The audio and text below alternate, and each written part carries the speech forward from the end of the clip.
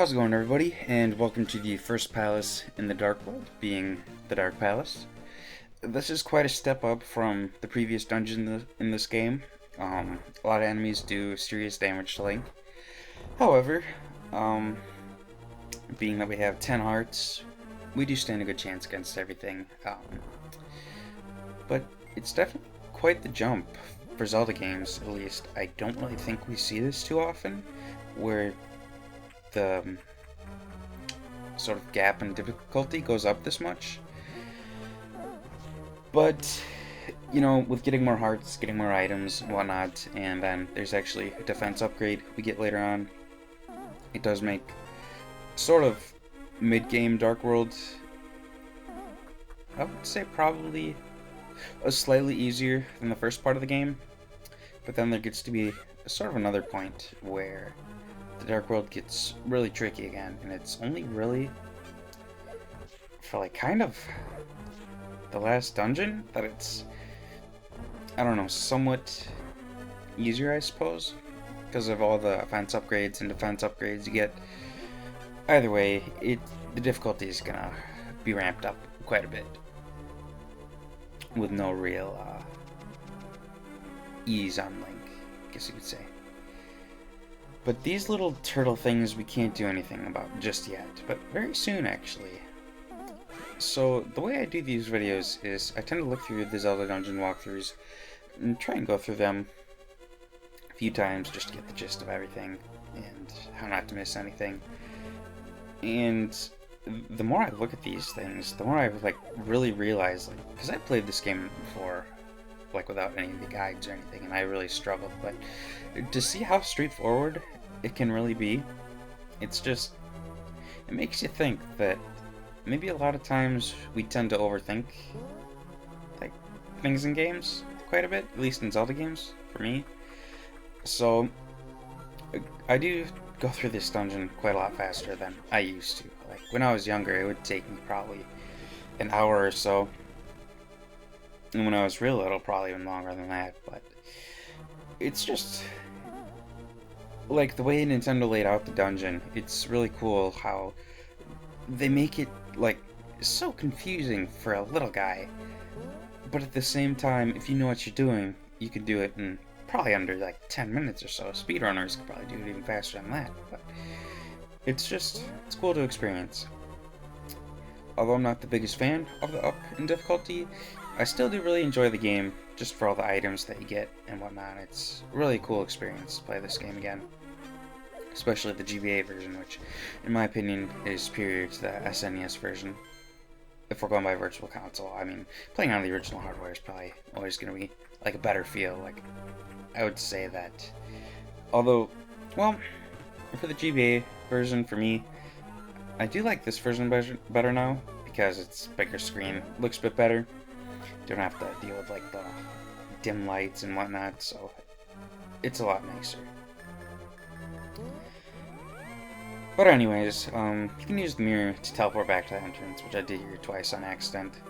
And we actually have the boss key already, which is pretty interesting for a Zelda dungeon. I don't really think we saw this like too common in like the later Zeldas, like Ocarina of Time or Majora's Mask. I think those ones take a bit longer. I mean, granted, I just did play Majora's Mask, but still, it feels like it was a long time ago.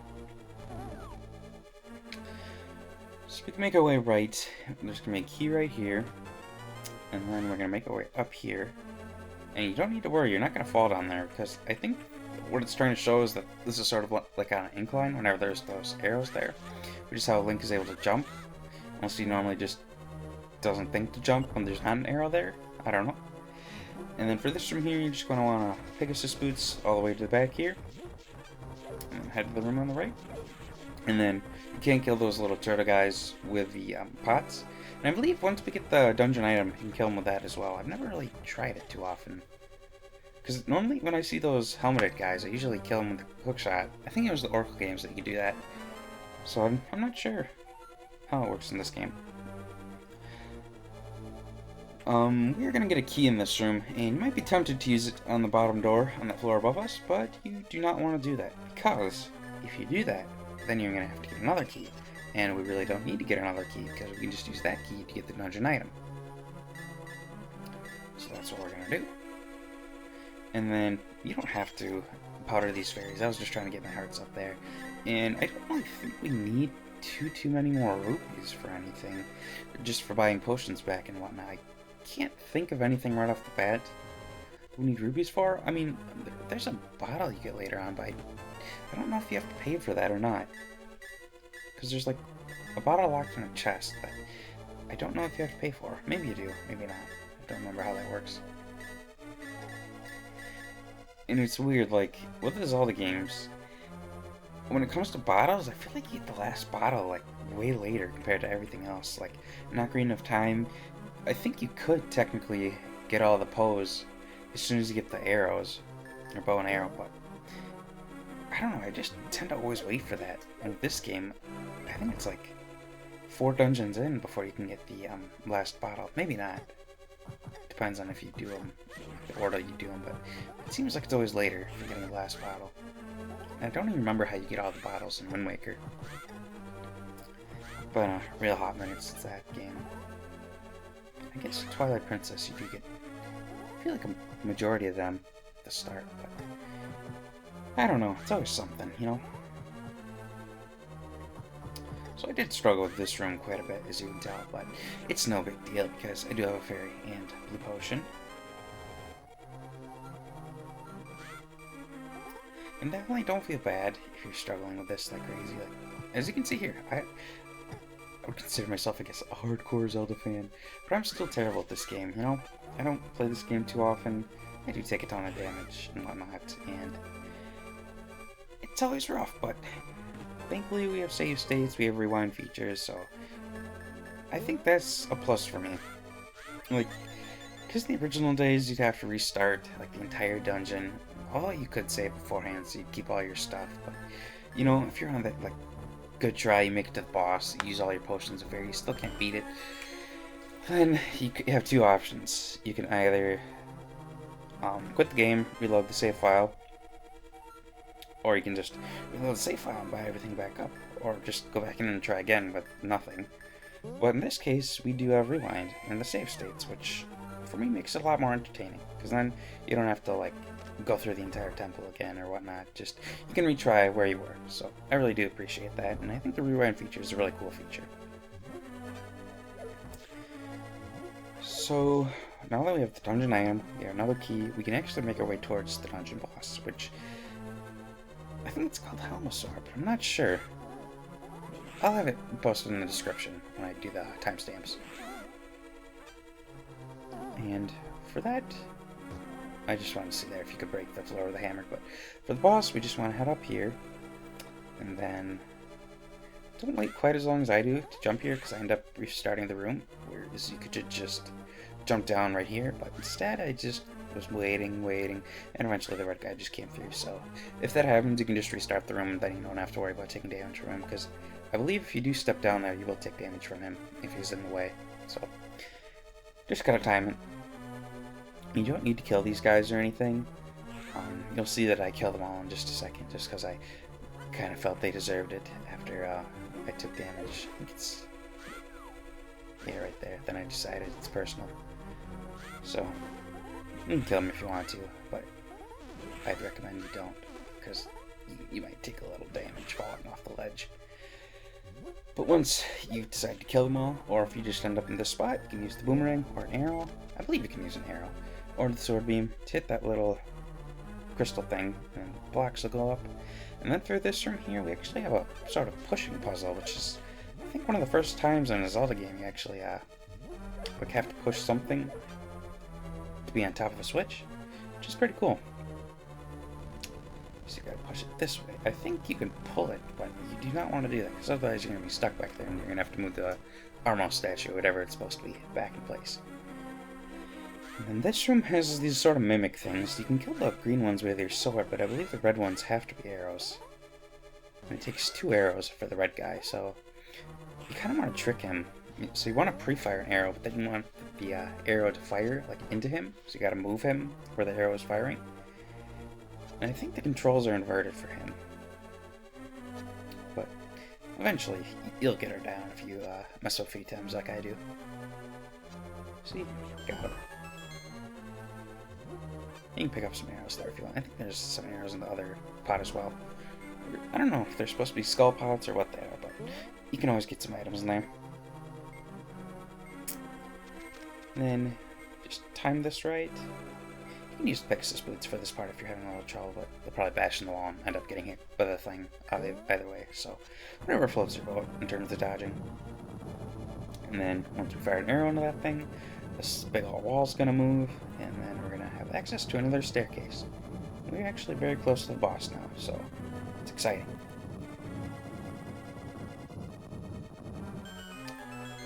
And I want to say there's a spot for fairs in this dungeon. If you go to one of the right doors, maybe? Or it was from that other teleporter that we could have used. I forget how that worked.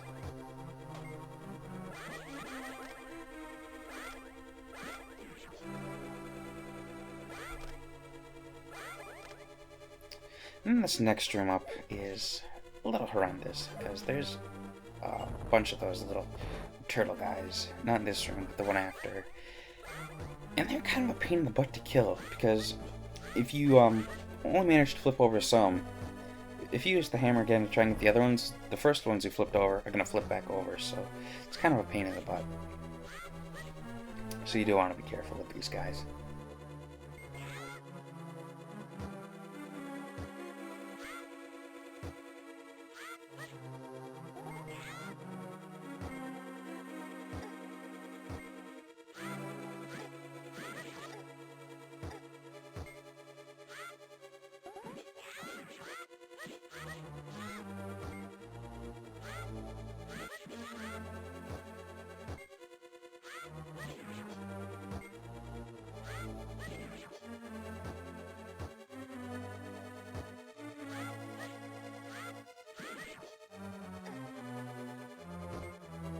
As you can tell, I definitely did struggle quite a bit there, but it's all good because we still got a potion, and that's all you're really going to need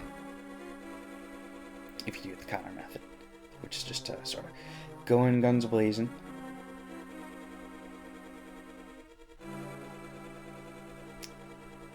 And then moving that block, we go down here, and then there's going to be 4 of those turtle things. You can just flip them over 2 at a time and take them out. So, the thing with bosses, you do have to damage his helmet thingy first. But then, once you break that off, you can actually use arrows to hit his little green spot, which I didn't know. And the Zelda dungeon walkthrough says it only takes 8 hits, so I think that applies to arrows as well. But I'm not sure how the damage on them works. Maybe it is 8 arrows, maybe it's 16. You could try it for yourself if you're, I guess, feeling a bit safer, because I think the ranged weapons would probably handle better against this guy versus using the sword like I did, which I feel was kind of stupid. Because I think spin attacks do double damage, but at the same time you're getting close to him, and then you might end up taking damage a lot like I do, so you do want to be careful with this boss fight, because it's kind of a learning curve. Like I was saying earlier in the video, Dark World's just a lot of learning in general, and like maybe some ways to dodge or when to get close, when not to. As you can tell, I've not really mastered any of that, but you know, I'm having fun with the game so far, so I can't complain. So I just want to count this. So that should be 4 hits if it's double damage, I believe. So that'd be 5.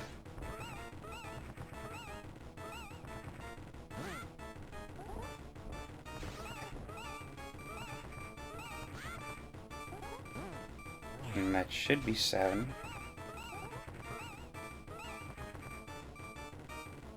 So I do believe the spin attacks do double damage in this game, which is cool to know. But I think I'm just going to end the commentary here, because one of the maidens you rescue just ends up giving you a speech, so I want to thank you guys all for watching, and I'll see you next time.